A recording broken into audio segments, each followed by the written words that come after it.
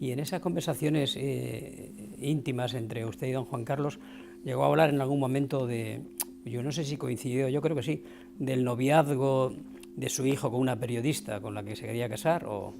Oh, yes, of course.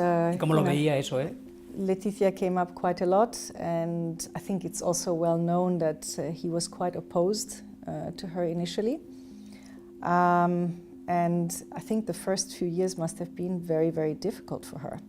I had the opportunity to meet her, and I found her extremely polite, very professional, very kind, and I think she's actually a great asset to King Felipe and to the Spanish monarchy.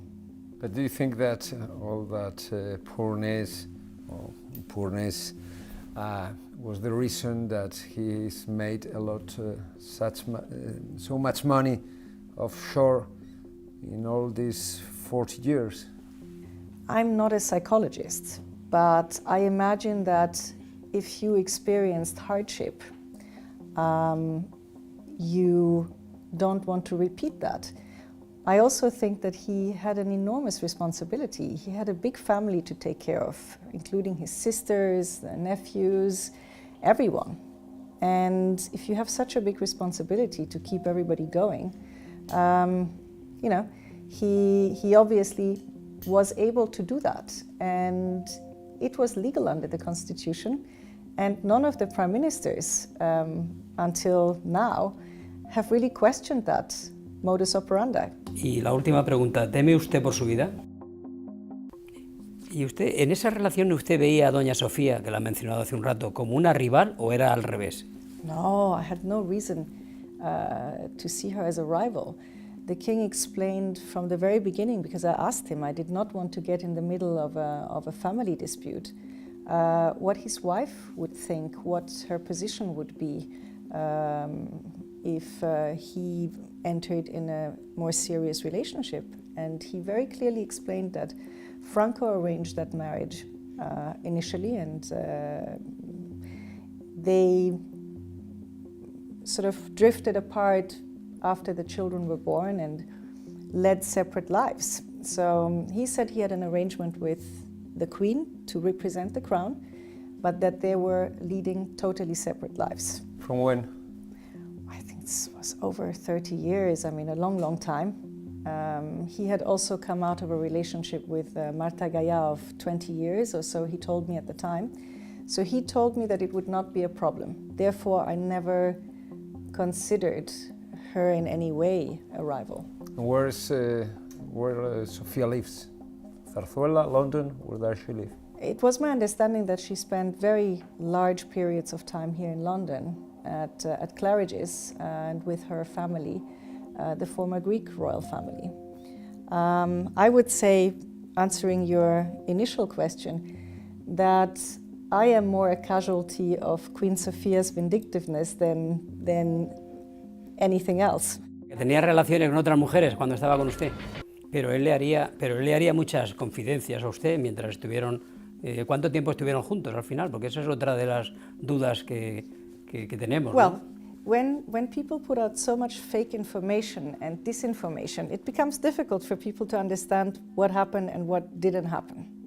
So the relationship started in 2004. I think that is well known. From time to time, we had ups and downs because, you know, he's not such an easy man to deal with.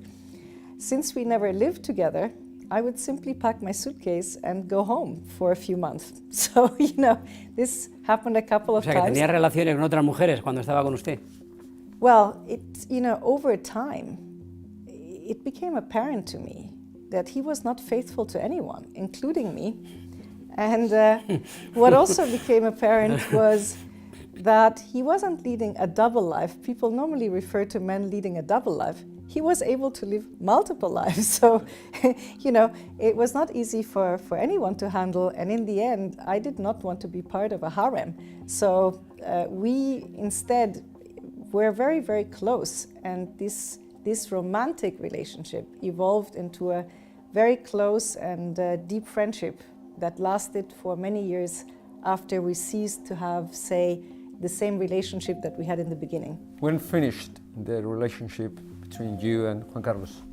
In 2014. But I will tell you that the determining incidents that And the sentimental damaged relationship? the sentimental relationship evolved because we had a breakup in 2009. I was very depressed. I went home, my father had passed away. I needed a few months to clear my head. You know that my son was considering the king his second father, and the king was very, very close to him. So when you have children in the middle, we had various discussions on the phone saying, you know, should we try to make an effort for the sake of the children? So we were trying to be thoughtful about that. Despite the attempt, early in 2010, the king was diagnosed with quite a serious illness. And it was the tumor in his lung. He was convinced that it was cancerous and he was quite frightened for his life. So at that point in time, it became more a case of not abandoning him during that difficult moment. And as you know, he never recovered very well from this surgery and multiple other surgeries. And then I really became just a loyal, devoted friend who was looking after him. And my family and I would visit him from time to make sure he was okay. This was a responsibility of Juan Carlos, was a victim of Sanz Roldán and other people? Well, I am still trying to make sense of the complexities of everything that has happened. I would say certainly in the beginning, when Juan Carlos was very unwell, so I'm talking about 2011 to 2013, I certainly think that he was a victim of a conspiracy to get him to abdicate. That most certainly happened, and he expressed that to me very clearly. And he identified very clearly who that was and why that was. Who that was? Well, he said to me in 2011, he became aware of secret conversations taking place at the palace behind his back. He identified very directly that Queen Sofia and his relationship had become so dysfunctional, it was barely concealed hostility. And he said that she'd only remained there for such a long time to see that her son ascends to the throne, and that she couldn't wait for Felipe to become king because she had more influence over her son than over her husband. These were his exact words.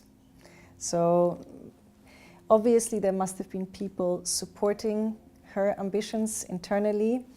Palace intrigue has been part of history for hundreds of years.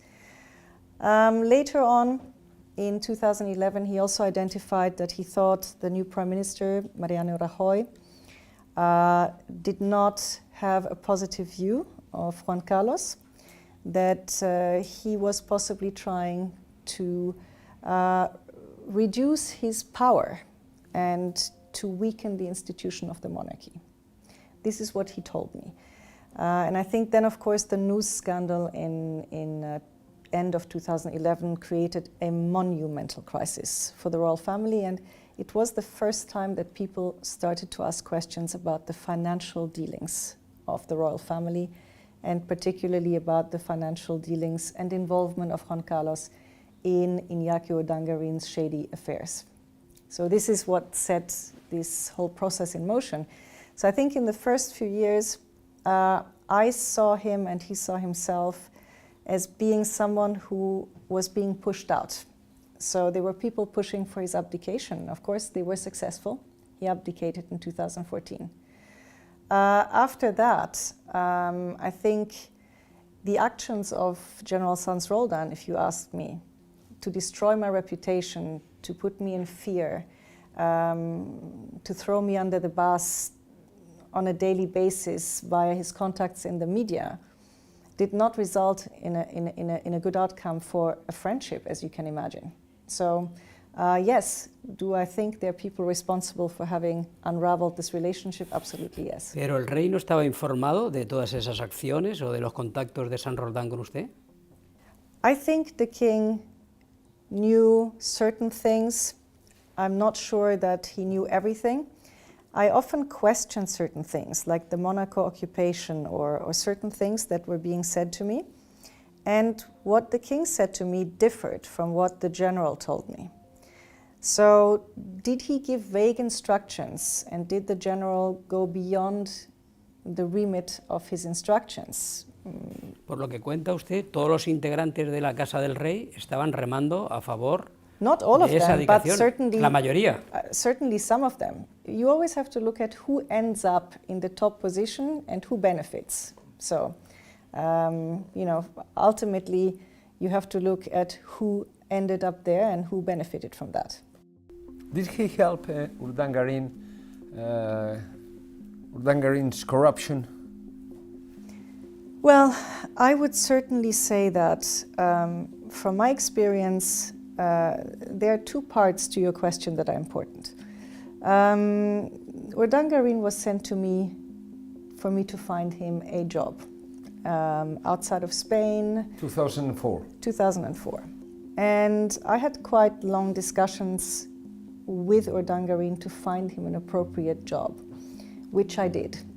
He ultimately rejected it because the financials were not so important. It was clear to me that he felt under some pressure to keep his wife, the Infanta Cristina, in the comfort and conditions that her parents expected, and that he was just a sportsman, and he had limited means of achieving that. So what we do know is that the treasurer of the News Foundation was Carlos García Revenga, who was the private secretary of the Infantas.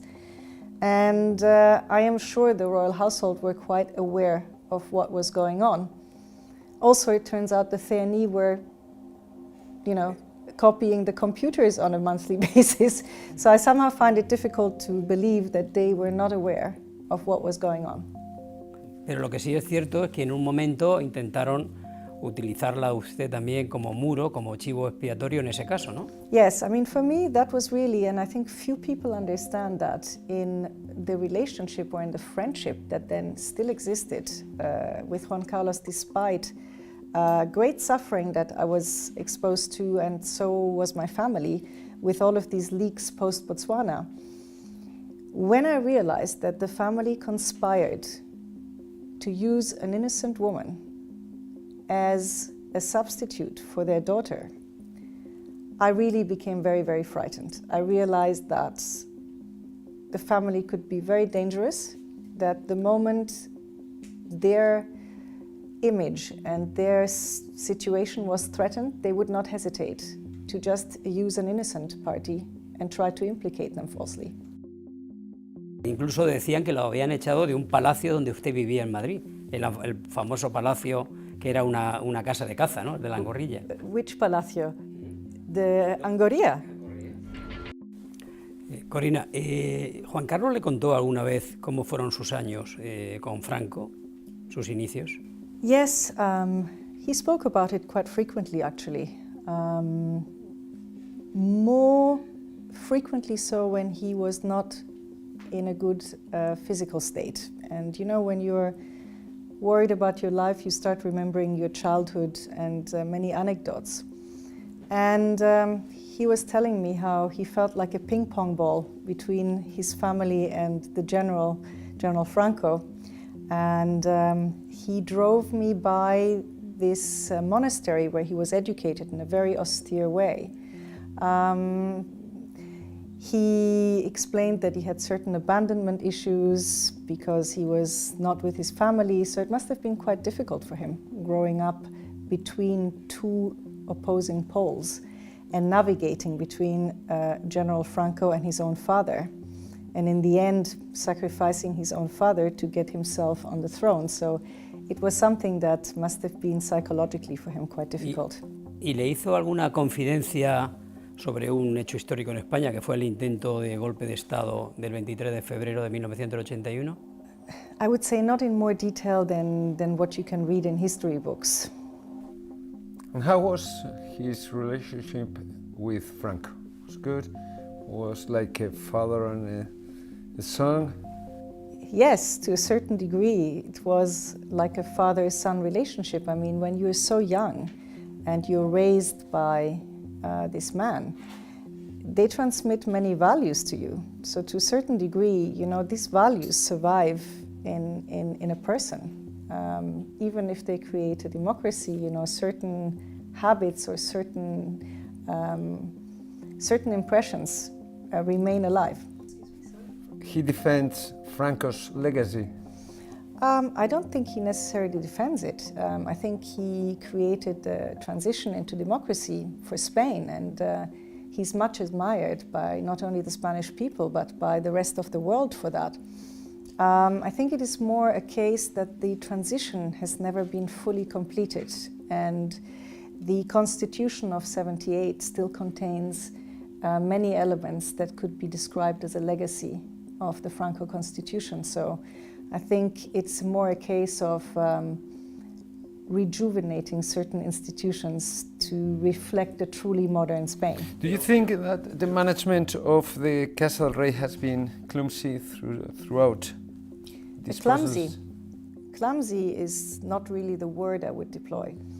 The management has been at times ruthless, at times reckless, at times strangely unresponsive. I think it is also a reflection of this concept of inviolability that exists in your constitution to this day, which is a Franco legacy, but which almost makes them feel invincible, inviolable, and not obliged to answer. And so even when you're raising serious subjects, such as the abuse of a woman and her children, you don't get a response. The response you get is, it doesn't concern us. And that is really a problem. I find that really disconcerting. When was the last time you spoke with the emeritus?